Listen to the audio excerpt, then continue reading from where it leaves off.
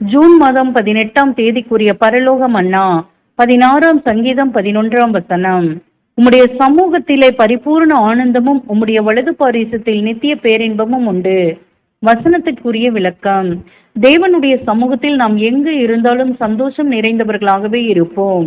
இதனால் ஜெபத்திலே அவருடன் நெருங்கி அவருடைய மேன்மையான வார்த்தைகளை வாசித்து தியானித்து அவருடன் எப்பொழுதும் தொடர்பு கொண்டிருக்க அபியாசப்படுத்த வேண்டும். அவருடைய வாக்குத்தத்தங்கள் இயேசு கிறிஸ்துவுக்குள் ஆம் என்றும் ஆமேன் என்றும் இருக்கிறார். ஆகவே நாம் தேவனிடத்தில் நெருங்கி சேரும்போது அவர் நம்மிடம் சேருவார்.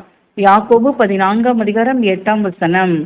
நாம் பரிசுத்தம் உள்ளவர்களாக இருந்தால் நம்மை இன்னும் பரிசுத்தப்படுத்தி நம்மில் வாசமாய் இருப்பார். அவருடைய பிள்ளைகள் யாவரும் அவரில் சந்தோஷமாக இருப்பது அவர் சித்தமாய் இருக்கிறது. இந்த ஆசீர்வாதத்துக்கு தகுதி உள்ளவர்களாக ஜீவிக்காவிட்டால் நாம் குறைவுள்ளவர்களாகவே இருப்போம். ஆமேன்.